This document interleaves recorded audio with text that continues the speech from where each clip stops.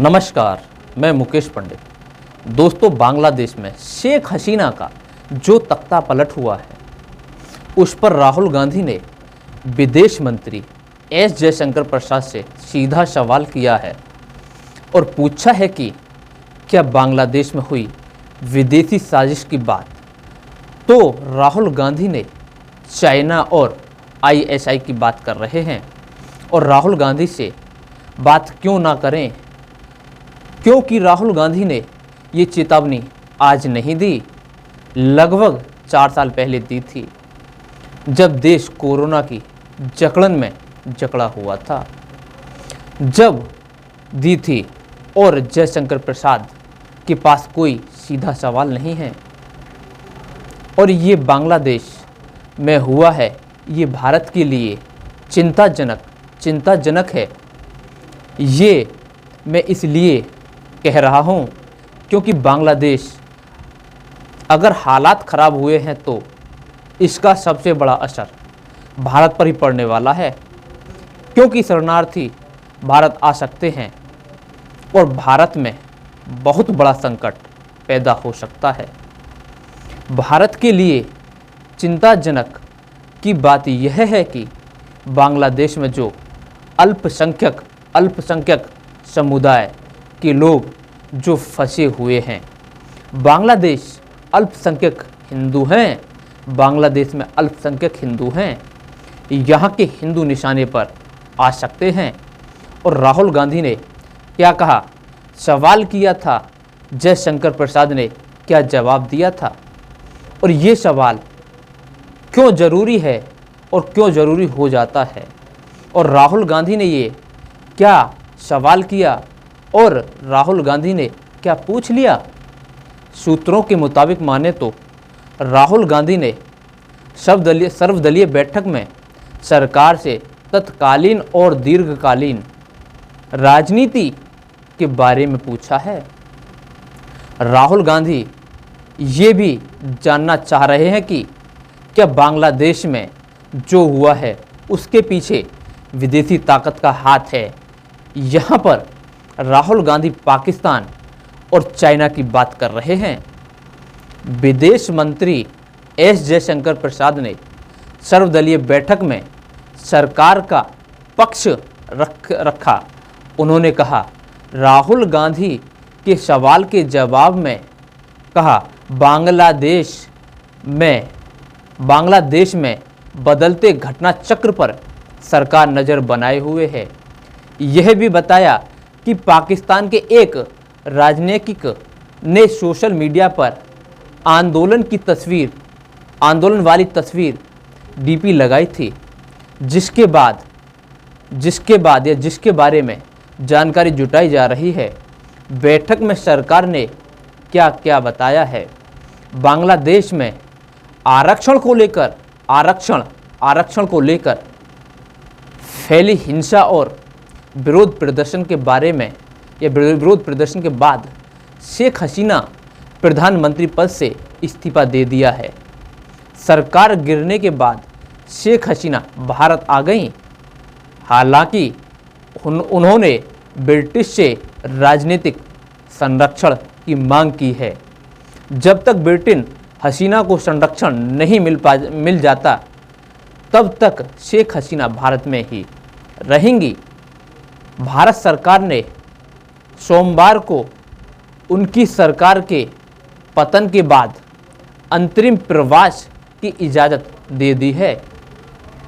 भारत सरकार ने सर्वदलीय बैठक में बताया कि हम बांग्लादेश के हालात पर पूरी नज़र बनाए हुए हैं। सरकार ने बताया कि अभी बांग्लादेश में 12,000 से 13,000 भारतीय हैं। हालांकि देश में स्थिति इतनी भयावह नहीं है कि अपने नागरिकों को वहां से निकालना पड़े। सरकार ने बताया कि कुल 20,000 लोग फंसे हुए थे।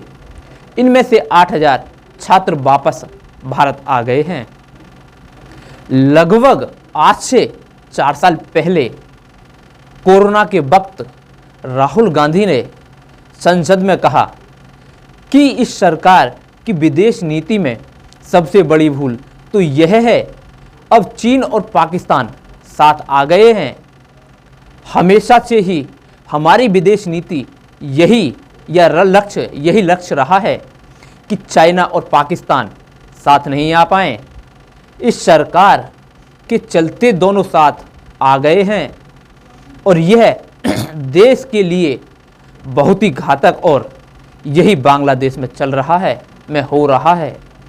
कई जानकारों का यह मानना है कि इस तख्ता पलट के पीछे चाइना और पाकिस्तान की ISI का हाथ है, जैसे ही शेख हसीना गाजियाबाद के हिंडन एयरवेस पर उतरती हैं तो उनसे मिलने राष्ट्रीय सलाहकार अजीत डोभाल जाते हैं।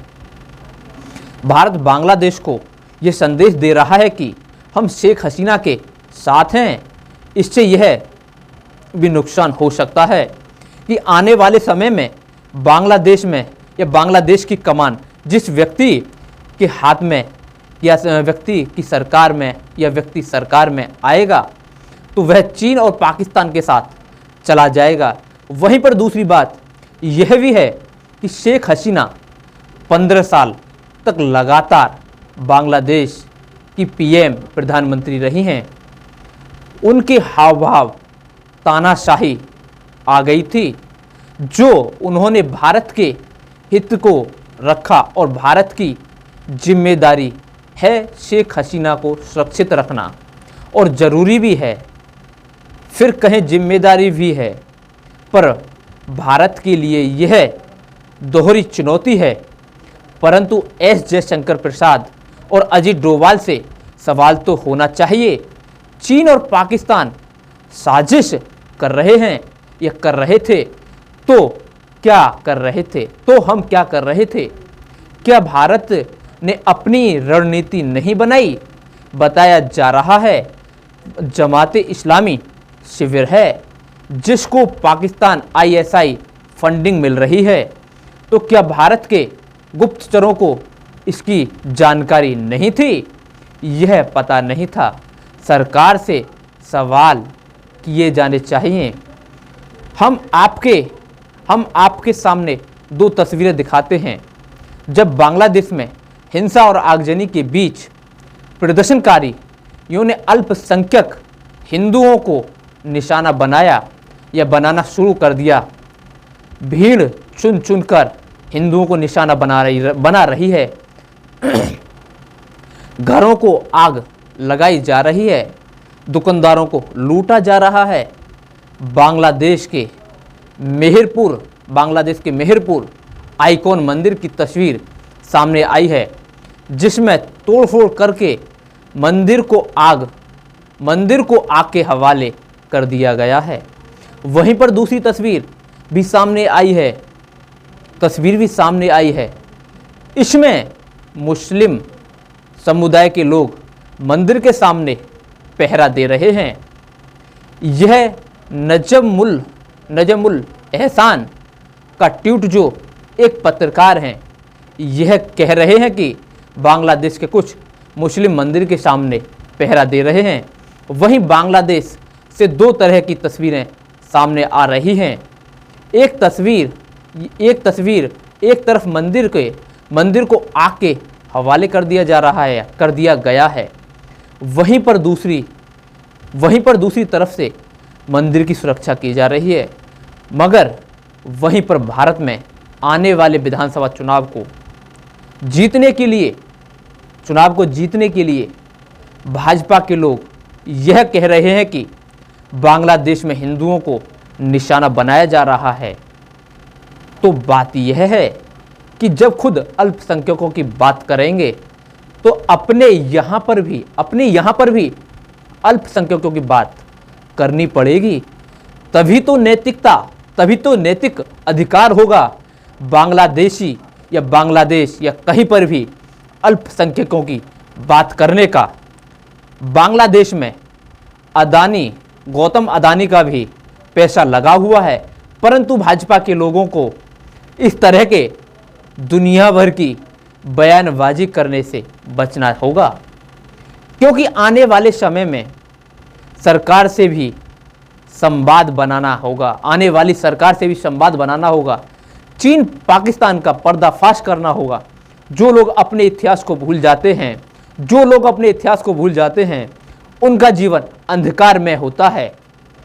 मुजीबर बांग्लादेश के गांधी थे, उनकी वजह से ही बांग्लादेश एक वजूद में आया था। कौन भुला सकता है, कौन भुला सकता है इंदिरा गांधी को, जिन्होंने पाकिस्तान और चीन से बिना डरे हुए बांग्लादेश को उसका वजूद दिया था। सबसे बड़ी बात यह है कि अमेरिका का सातवां बेड़ा आ गया था, उससे भी नहीं डरी और ना ही इंदिरा गांधी के योगदान को भुलाया जा सकता है।